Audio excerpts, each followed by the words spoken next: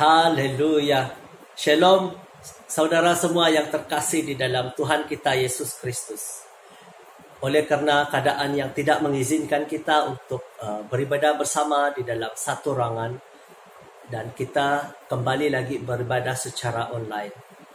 Tetapi apa yang saya lihat di sini, penyertaan Tuhan itu sangat-sangat luar biasa.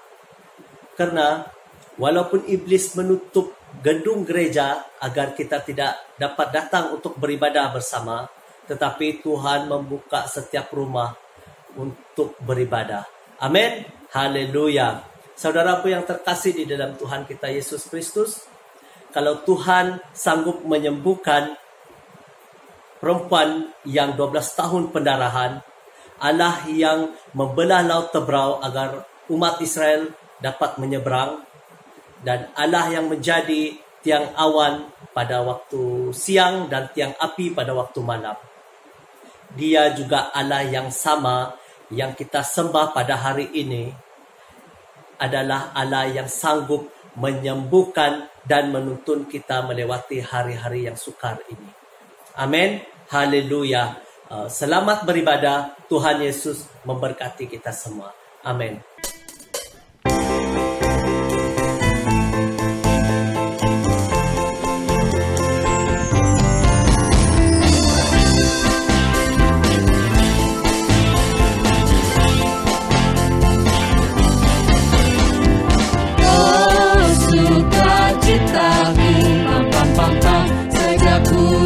Yesusku, oh sukacitaku, pam pam pam pam, ku temukan juru selamat. Dia mengasihi aku, bahkan mati bagiku. Sukacitaku kini penuh. Padanya ku berharap, pada Yesus Allah yang hidup. Padanya ku berserah,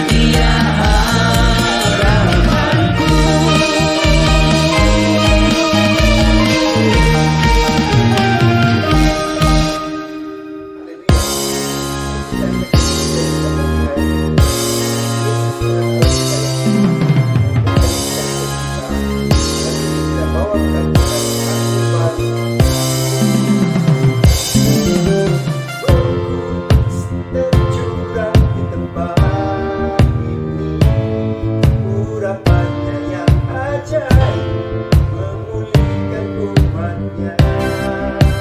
Roh Kudus tercurah bagi gerejanya, membangkitkan umat pilihannya. Roh Kudus tercurah di umat ini, urapannya yang ajaib memulihkan umatnya. Roh Kudus tercurah bagi gerejanya, membangkitkan umat pilihannya. Hari inilah harinya, saat pembebasan tiba. Belenggu dosa dimaafkan, mari bersorak baginya. Anggur baru tercurah, penuhi umatnya dengan sukacita. Minyak baru tercurah, urapi umatnya, nyata kuasanya. Anggur baru tercurah, penuhi umatnya dengan sukacita. Minyak baru tercurah, urapi umatnya, nyata kuasanya.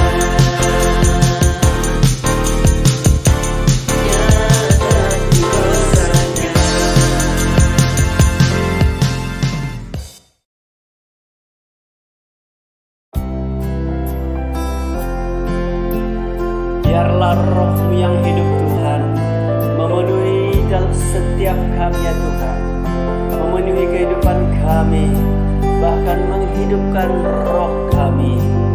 Haleluya. Roh-Mu yang hidup penuhiku, mengalir dalamku. Jiwaku tenang bersamamu dalam naunganmu. Buka hati untuk jamahanmu, berserah penuh di hadiratmu. Kau ambil alih seluruh hidupku, di altarmu menyertamu.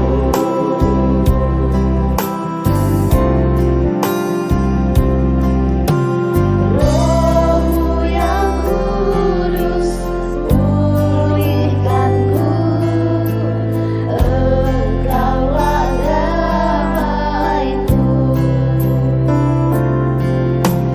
Ku hidup oleh anugerah-Mu yang menyertaiku, yang menyertaiku.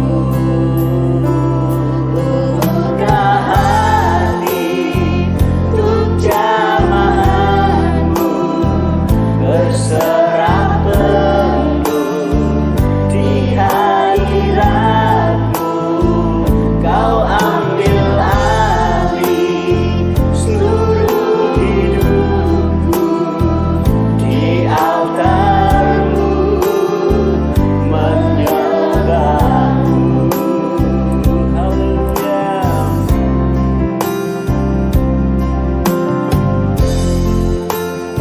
Sebab kamu tidak menerima roh perbudakan yang membuatkan kamu menjadi takut, tetapi kamu telah menerima roh yang menjadikan kamu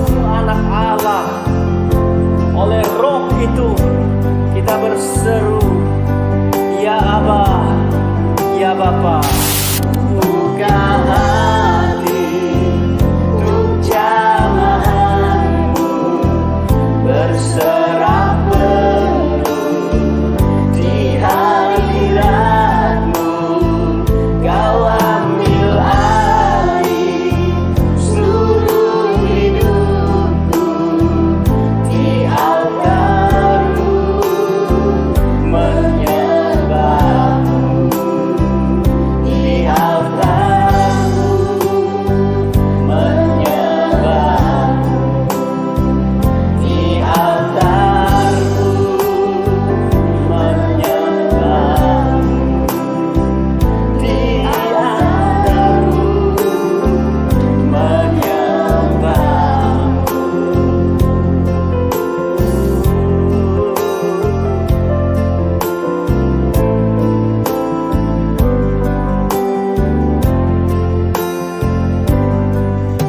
Shalom teman-teman, mari kita membaca Kisah Para Rasul pasal 2 ayat 26 hingga 28. Ayat 26. Sebab itu hatiku bersukacita dan jiwaku bersorak-sorak, bahkan tubuhku akan diam dengan tenteram. 27. Sebab engkau tidak menyerahkan aku kepada dunia orang mati, dan tidak membiarkan orang kudusmu melihat kebinasaan. Ayat 28. Engkau memberitahukan kepadaku jalan kehidupan. Engkau akan melimpahi aku dengan sukacita di hadapanmu. Amin. Yohanes 3 ayat 16 hingga 17. Kerana begitu besar kasih Allah akan dunia ini sehingga ia telah menggaruniakan anaknya yang tunggal, supaya setiap orang yang percaya kepadanya tidak binasa melainkan beroleh hidup yang kekal. Sebab Allah mengutus anaknya ke dalam dunia bukan untuk menghakimi dunia melainkan untuk menyelamatkannya oleh Dia. Amin. Salam semua hamba Tuhan dalam nama Tuhan Yesus Kristus. Bertemu kita kembali di kebaktian online. Haleluya, haleluya. Ya, tetap kuat. Amin. Tetap kuat kita bersama Tuhan kita. Haleluya. Firman Tuhan untuk kita pada pagi ini terdapat di dalam Ayub pasal 2, 12 dan 13. 2 ayat daripada Ayub. Oke, ayat yang ke-12, ketika mereka memandang dari jauh, mereka tidak mengenalnya lagi. Lalu menangislah mereka dengan suara nyaring, mereka mengoyak jubahnya dan menaburkan debu di kepala terhadap di langit. Lalu mereka duduk bersama-sama dia di tanah selama 7 hari 7 malam. Seorang pun tidak mengucapkan sepatah kata kepadanya, karena mereka melihat bahwa sangat besar penderitaannya. Saya ulangi ayat yang ke-13. Lalu mereka duduk bersama-sama dia di tanah selama 7 hari 7 malam. Seorang pun tidak mengucapkan sepatah kata kepadanya, karena mereka melihat bahwa sangat berat penderitaannya. Haleluya. Mari kita berdoa dulu. Tuhan, kami bersyukur pada pagi ini kami berkesempatan untuk mendengar firman-Mu Tuhan. Firman yang hidup, firman yang tidak akan pernah berlalu. Ia tetap ada dan tetap ada untuk selama-lamanya. Mari Roh Kudus, tolong singkapkan semuanya. Mari ya Tuhan, ajari kami umat-Mu, supaya kami umat-Mu Tuhan kuat di dalam menghadapi situasi-situasi masa-masa ini. Oh haleluya. Apa yang dihadapi oleh Ayub dan itu sedang terjadi di dalam global pada saat ini. Tetapi kami percaya penyertaan-Mu Tuhan nyata di tengah-tengah kami. Dalam nama Tuhan Yesus Kristus kami berdoa. Amin. Haleluya. Nah, petikan Ayub 12 ayat Ayub pasal 2, 12, 13 ini ialah di mana ketika mereka memandang dari jauh, siapakah mereka di sini? Mereka ini ialah sahabat-sahabat Ayub, yaitu namanya Elipas, orang Teman, Bildad, orang Suah, dan juga Zofar, orang Namah. Nah, inilah maksud mereka, ya, memandang dari jauh, sahabat-sahabat Ayub. Ya, lepas itu siapakah yang dimaksudkan bahwa sangat berat penderitaannya? Nya di sini siapa? Nya di sini ialah Ayub, ya. Ayub sendiri. Kita tahu bahwa Ayub, ya, Ayub, kita tahu bahwa Ayub ini seorang yang menderita karena apa yang dilakukan oleh kuasa ataupun oleh iblis. Kita tahu bahwa iblis meminta izin dengan Allah untuk menguji iman Ayub. Jadi itu sebabnya Ayub sangat menderita. Ya. Jadi sebelum kita pergi, kita mengenali sedikit Ayub ini. Yaitu Ayub, waktu kejadian penulisan kitab Ayub ini terjadi dalam abad 20 ataupun 18 sebelum Masehi. Ataupun satu di antara zaman antara Abraham dengan Yakub, ya. Ya, Abraham dengan Yakub. Jadi dikatakan dalam pembacaan kita, yaitu Ayub ini berasal daripada di tanah Uz ataupun di Edom. Nah, jadi pada awal pembacaan dalam kitab Ayub ini kita semua tahu bahwa Ayub ini sangat kaya. Dia punya anak 7 lelaki dan 3 perempuan, jadi semuanya 10. Dan kita tahu harta kekayaannya sungguh banyak sekali, 7.000 kambing domba, 3.000 unta, 500 pasang lembu, dan 500 keledai betina. Kaya kan? Nah, sangat kaya. Jadi di dalam pembacaan awal-awal dalam Ayub pasal yang pertama kita sudah tahu bahwa bagaimana sifat rohani iman Ayub.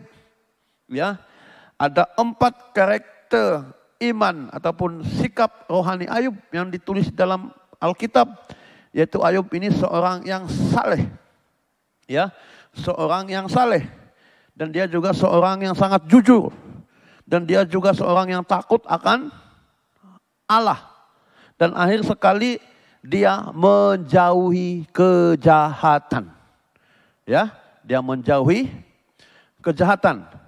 Nah, Ayub penderita. Ayub dicobai, Ayub mengalami penderitaan yang sangat berat karena sikap imannya kepada Tuhan, yaitu dia seorang yang saleh, jujur, takut akan Allah dan menjauhi kejahatan. Jadi iblis tidak percaya ataupun mau menguji iman Ayub, ataupun dia bertanya kepada Allah bahwa mungkin Ayub beriman kepada Allah ataupun kepada engkau, kata iblis, karena kekayaan yang engkau beri. Jadi coba kalau kekayaannya dicabut, diambil, kata iblis kepada Allah. Jadi kata Allah, silakan. Karena kenapa Allah memberi keizinan? Karena Allah percaya bahwa Ayub beriman bukan karena hartanya. Jadi itu sebabnya Allah mengizinkan pencobaan ataupun pengujian, penderitaan menimpa kepada Ayub. Dan kita tahu pengujian yang pertama di mana semua hartanya termasuk anak-anak Ayub binasa, habis. Karena iblis menghancurkannya. Tetapi apa yang terjadi? Iman Ayub tidak jatuh.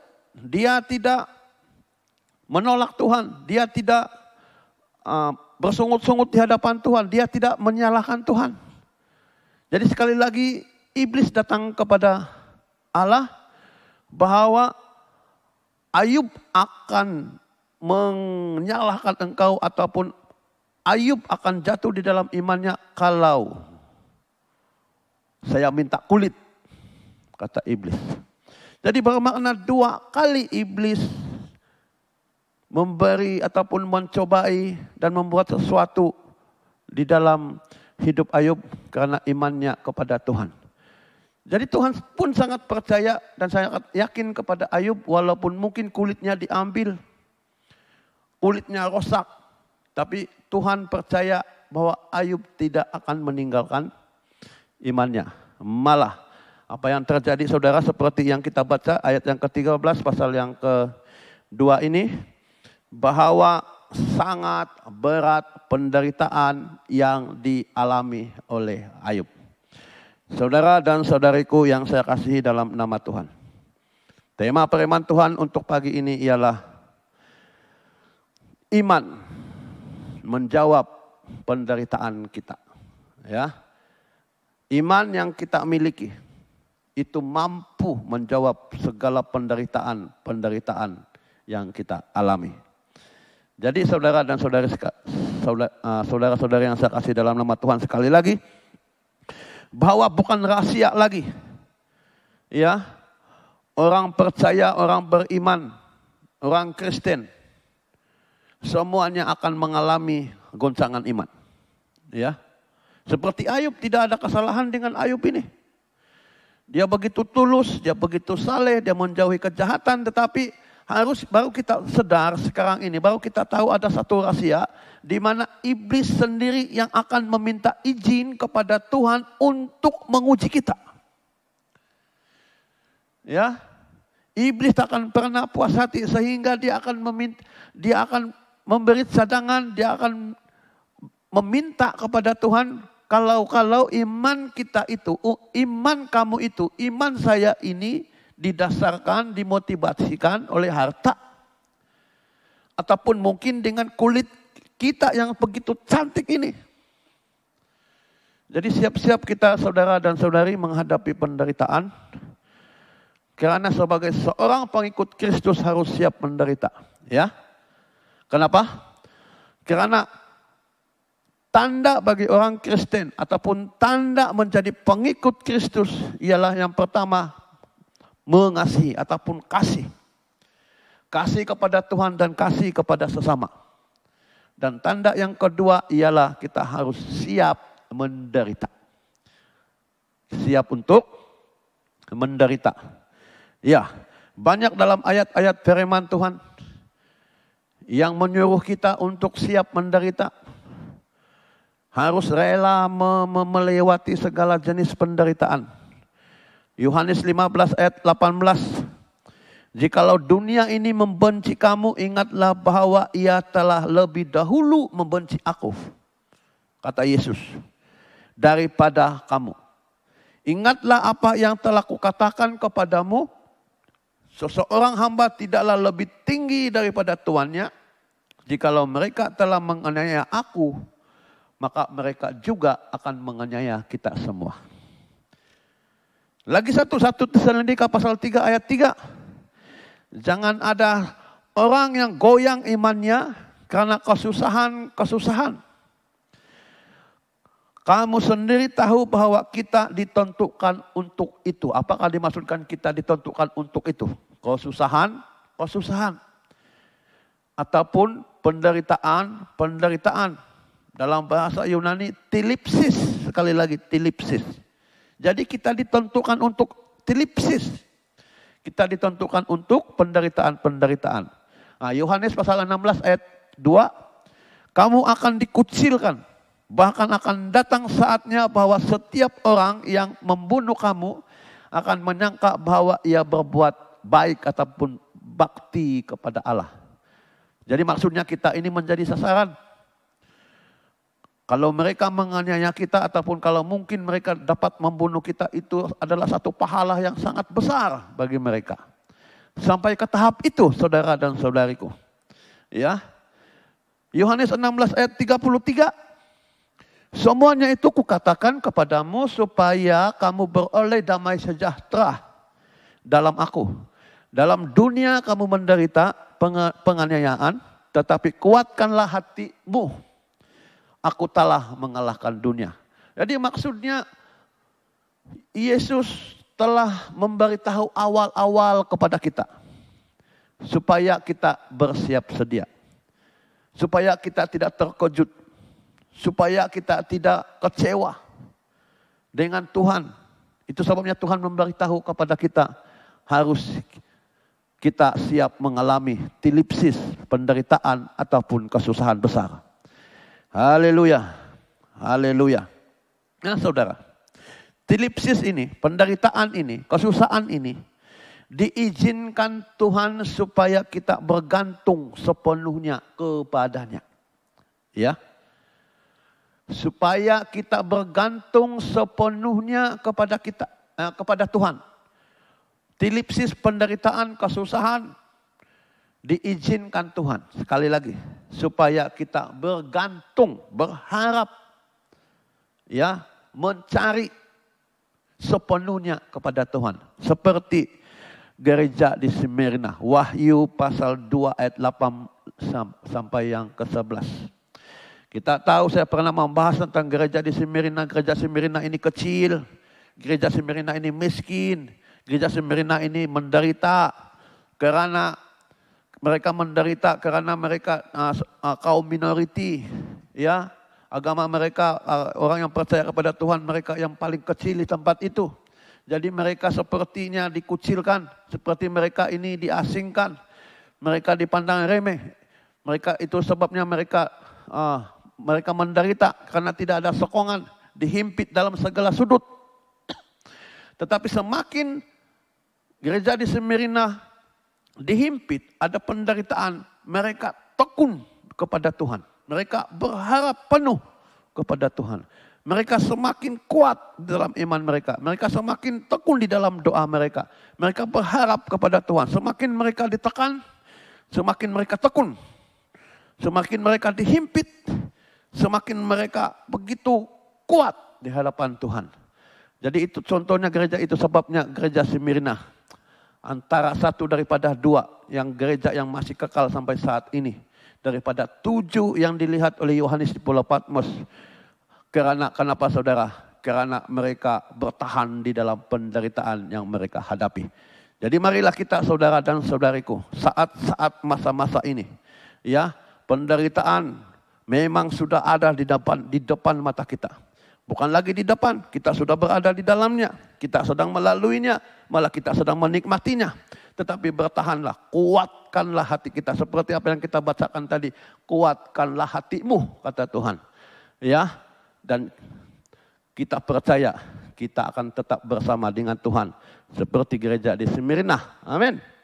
Nah, penderitaan diizinkan Tuhan supaya kita bergantung sepenuhnya kepada Tuhan. Seperti Rasul Paulus. Kita tahu bahwa Rasul Paulus adalah seorang rasul yang penuh dengan penderitaan. Dia pernah berapa kali karam di lautan. Dia pernah dipatuk ular. Dia pernah dicambuk, disebat. Dia pernah dihukum bunuh, dilemparkan batu. Disangka sudah mati, tetapi hidup kembali. Ya, itu Rasul Paulus penuh dengan penderitaan. Kalau menurut pendidikan Rasul Paulus ini, dia seorang PhD di dalam Alkitab. Sudah tentu kalau kita memegang PhD sekarang ini, master ataupun sebagainya, itu sebagai satu tiket kita untuk hidup sukses dalam dunia ini kan. Tetapi Rasul Paulus tidak.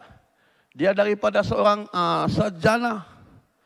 Dan apa yang paling menyentuh dalam hati saya tentang Rasul Paulus ini, saudara dan saudariku, 2 tahun sebelum dia dipancung kepalanya, dia tinggal di rumah sewa 2 tahun. Padahal Rasul Paulus ini adalah seorang tukang kayu. Seorang yang tukang buat kemah, maksudnya pakar membuat rumah. Tetapi Rasul Paulus tidak melihat semuanya itu sehingga dia sendiri tinggal di rumah sewa 2 tahun di akhir hidupnya sehingga dipancung. Ya. Dia tidak melihat hasil-hasil pelayanannya. Banyak gereja yang banyak provinsi, banyak daerah, banyak tempat yang dimenangkan, yang dijangkau oleh Rasul Paulus. Tetapi dia tidak mengambilnya itu untuk kepentingan diri sendiri. Ya. Dia menderita sampai mati untuk Tuhan. Haleluya, haleluya. Jadi mari kita memandang secara positif tentang apa yang kita hadapi saat hari ini. Ya, karena semakin kita melewati penderitaan, tilipsis dan kesusahan, itu semakin kita intim dengan Tuhan. Haleluya. Yang kedua, penderitaan adalah contoh. Penderitaan adalah satu teladan yang Kristus telah beri untuk kita. Kristus adalah teladan kita, amin. Nah, Kristus, dia penuh dengan penderitaan. Sewaktu dia melewati penderitaan-penderitaan, tidak ada satu pun perkataan yang keluar daripada mulutnya. Perkataan-perkataan yang menghakimi orang di sekelilingnya, perkataan-perkataan yang negatif. Ya, apa yang keluar daripada mulutnya ada perkataan-perkataan yang memberkati. Dia sempat berdoa untuk wanita-wanita yang sedang menangis. Dan dia sempat meminta kepada Bapa untuk mengampuni semua orang. Sewaktu dia di kayu salib. Inilah teladan yang Kristus telah berikan kepada kita.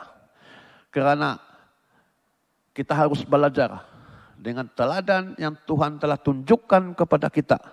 Ya, kalau dalam 1 Petrus 2:20-25, syarat untuk menjadi murid Kristus ialah siap memikul salib. Amin. Memikul salib. Ya, kita bayangkan memikul salib itu bukan ringan. Begitu susah. Maksudnya memang ada penderitaan-penderitaan yang kita akan alami di dalam sewaktu kita hidup di dalam kekristenan ini. Ya, mesti ada jalan yang berliku. Mesti ada jalan yang berduri. Mesti ada jalan yang berlubang. Mesti ada jalan yang berbatu. Itu menyukarkan perjalanan iman kita untuk menjadi pengikut Tuhan. Tetapi tetap setia. Kita harus tetap setia kepada Tuhan. Amin. Haleluya. Haleluya. Nah, yang ketiga, penderitaan ini menimpa kepada semua orang tanpa ada yang terkecuali. Ya. Tanpa ada orang yang terkecuali. Ya. Mungkin ada di antara kita yang merasa sudah lebih baik jadi Kristen sederhana. Baru saya tahu bahwa kalau mau mengikut Tuhan ini menderita pula. Lebih baik jangan tidak begitu serius untuk menjadi Kristen. Lebih baik hanya separuh dan separuh lagi untuk dunia ini. Saudara dan saudariku yang saya kasih dalam nama Tuhan. Penderitaan menimpa kepada semua orang. Maksud menimpa semua orang. Sama ada engkau tidak percaya dan percaya kepada Yesus, penderitaan itu tetap ada. Malah lebih menderita lagi. Malah lebih teruk lagi kalau kita menderita di luar Tuhan Yesus. Jadi lebih baik kita menderita di dalam Tuhan Yesus. Karena di dalam Tuhan Yesus dia menjanjikan ada kelepasan. Dia menjanjikan ada kelegaan. Ya. Ya. Karena sesiapa yang tinggal di dalam dunia ini, dia akan mengalami penderitaan. Baik itu anak-anak, remaja, dewasa, tua, dan dalam beberapa peringkat hidup kita pun akan mengalami penderitaan ini. Kesusahan ini, masalah ini, apa saja persoalan hidup, kita akan mengalaminya.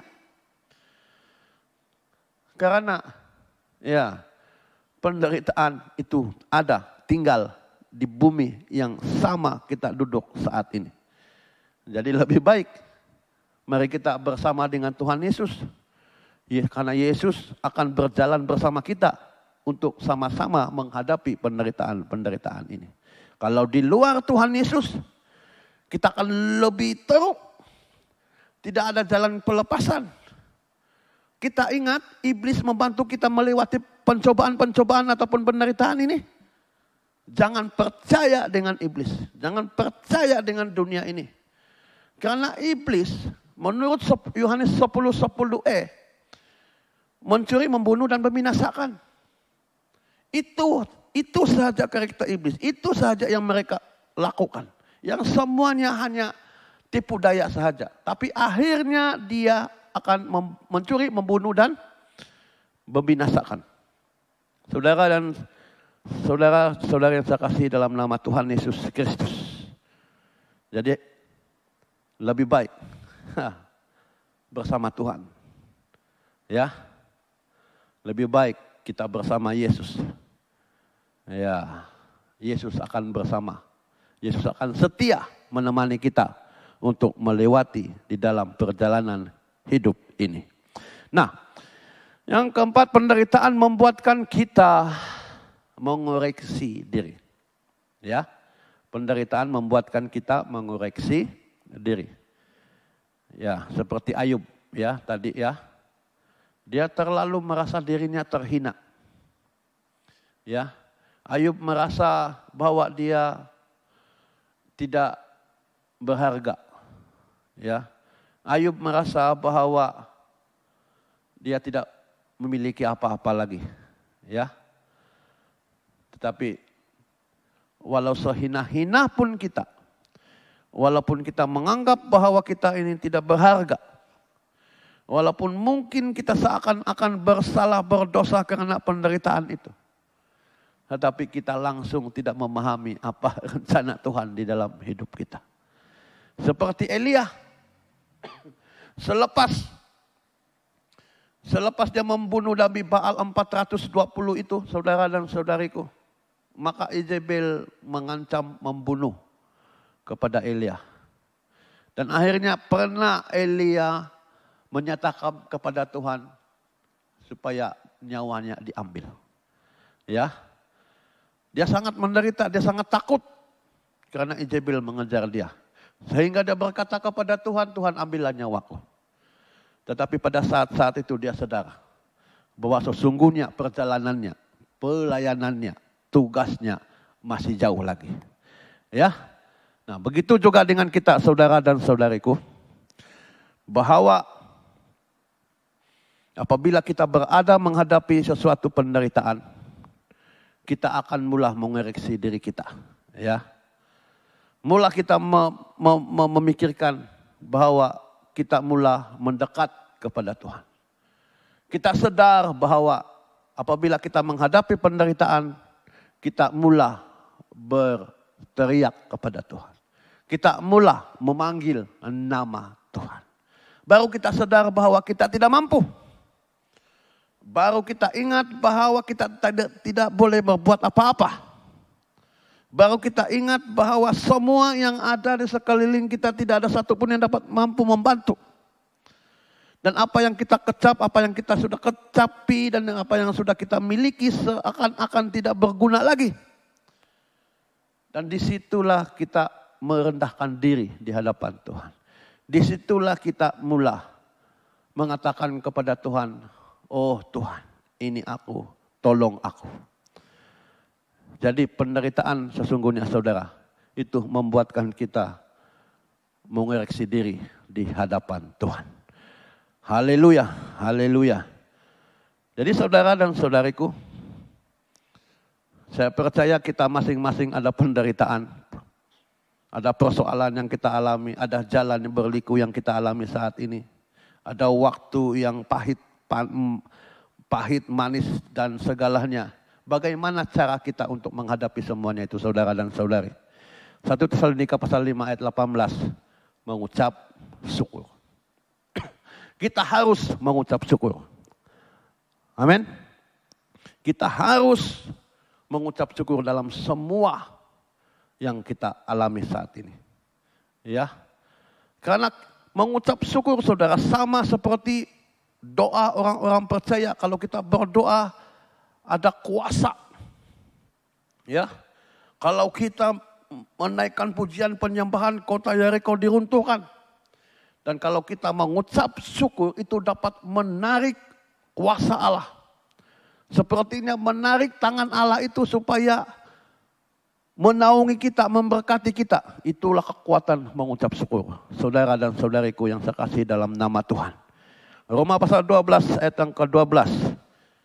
Sabar di dalam kesesakan. Ya, kita harus tahan di dalam sengsara. Dalam 1 Petrus pasal 5 ayat yang ke-7.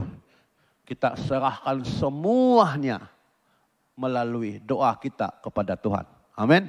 Itu cara kita menghadapi, melewati penderitaan yang kita alami. Saudara dan saudaraku yang saya kasih dalam nama Tuhan. Wahyu 2 ayat 10. Bertahanlah. Setia sampai mati. Karena apa ganjarannya? Mahkota kehidupan. Ini yang ditulis. Ini yang Yesus janjikan untuk jemaat di Smyrna. Jadi kalau kita tahan, menderita, setia, kita seperti gereja di Smyrna, kata Yesus untuk kita semua. Mahkota kehidupan milik kita semua. Haleluya, haleluya, haleluya, haleluya. Betulkah, benarkah Yesus ataupun Allah kita membiarkan kita di dalam menghadapi penderitaan seorang diri? Banyak sejarah di dalam Alkitab, saudara, penyertaan Tuhan kepada bangsanya. Banyak di dalam Alkitab peristiwa di mana Allah mampu melakukan mukjizat untuk melepaskan umatnya, melepaskan hambanya, melepaskan nabinya daripada penderitaan-penderitaan yang dialami. Dan saya percaya itu juga akan terjadi kepada kita. Kalau kita berpegang teguh kepada Tuhan Yesus, Yesus akan menyatakan dirinya, menyatakan kuasanya dan mukjizatnya untuk kita. Ya, kalau kita baca dalam Keluaran 14, 15 ayat 16, di mana orang Israel menyeberang laut mati ataupun laut terberau. Itu bukan satu mukjizat kah? Ini mukjizat yang sangat besar. Mereka menderita, dikejar, mereka menderita sejak di Mesir dan dikejar lagi, dan sehingga ini ada laut yang menghadang mereka. Tuhan sanggup membuka lautan, amin. Oh, haleluya. Semakin besar penderitaan yang kita alami, saudara dan saudariku, semakin powerful mukjizat yang Tuhan nyatakan. Semakin besar mukjizat Tuhan akan dinyatakan. Semakin kronik penyakit kita yang kita alami, semakin ajaib kuasa penyembuhan Tuhan dilakukan untuk kita. Amin. Haleluya. Yosua 3 ayat 13. Di mana orang Israel sudah sampai di tepi Yordan dan tinggal menyeberang sungai Yordan untuk masuk ke tanah Kanaan. Sekali lagi sungai Yordan dibuka, ya, diputuskan supaya orang Israel melalui sungai Yordan. Haleluya. Dan sewaktu mereka sampai di tanah Kanaan, Yosua dengan orang Israel mengalahkan 31 raja yang ada di tanah Kanaan. Haleluya. Inilah bukti penyertaan Tuhan kita, saudara dan saudariku. Jadi, adakah kita menyeberangi laut? Adakah kita sedang dihadang oleh lautan ataupun sungai yang besar? Ataupun raja-raja yang ada di depan kita? Raja Corona, Raja Covid? Tuhan pasti mengalahkannya. Amin. Haleluya. Haleluya. Saudara dan saudariku, yang penting sekali ialah iman kita harus dikuatkan.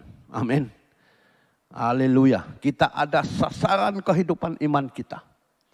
Kalau iman kita utuh, kuat, ya, baik, kuat di hadapan Tuhan. Kalau dalam Efesus 4 ayat 13, yaitu kita sudah mencapai kesatuan iman. Saya selalu menaikkan ini. Malah ini menjadi ayat yang kesukaan saya. Di mana kita mencapai kesatuan iman. Ya. Kalau kita bersatu, yes, kita akan teguh di hadapan Tuhan.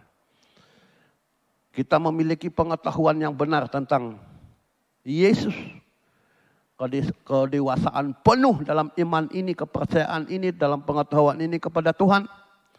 Dan juga kita memiliki tingkat-tingkat pertumbuhan. Selalu ada pertumbuhan-pertumbuhan, selalu ada perubahan-perubahan. Selalu ada inovasi-inovasi iman. Yang mantap, yang modern, yang semakin kuat di hadapan Tuhan. Dan last sekali kita penuh. Hidup kita ini, iman kita ini dipenuhi oleh Roh Kudus dan oleh Kristus. Saya percaya kalau kita mencapai sasaran kehidupan iman ini, kita akan setia sampai mati. Mahkota kehidupan pasti milik untuk kita semua. Kita hidup bersama dengan Tuhan. Amin. Haleluya, haleluya, haleluya. Sampai di sini firman Tuhan untuk kita pada pagi ini. Terpuji nama Tuhan. Haleluya. Mari kita berdoa. Bapa, kami bersyukur saat ini sekali lagi. Firman yang kami dengar saat ini Tuhan. Sekali lagi mengatakan tentang penderitaan tilipsis. Sesuai dengan keadaan yang kami alami sekarang ini Tuhan. Memang kami berada di dalamnya. Tetapi Engkau telah memberi bukti-bukti firman penyertaan-Mu, bukti pepimpinanmu Tuhan. Itu yang membuatkan kami pengharapan kepadamu, kami semakin teguh. Yakin ya Tuhan Yesus Kristus. Oh haleluya. Haleluya, Roh Kudus-Mu akan memimpin kami semua Tuhan. Menyertai kami semua ya Tuhan Yesus. Dalam semua aspek ya Tuhan Yesus. Di dalam ekonomi, di dalam kesehatan, di dalam pekerjaan, di dalam rumah tangga, di dalam kekeluargaan dan dalam hubungan dengan sesiapa Tuhan. Roh Kudus ada di tengah-tengah kami Tuhan. Engkaulah ya Tuhan Yesus yang akan menjadi terang garam bagi kehidupan kami. Dalam nama Tuhan Yesus Kristus kami berdoa hanya kepada Engkau. Haleluya, haleluya. Amin. Amin.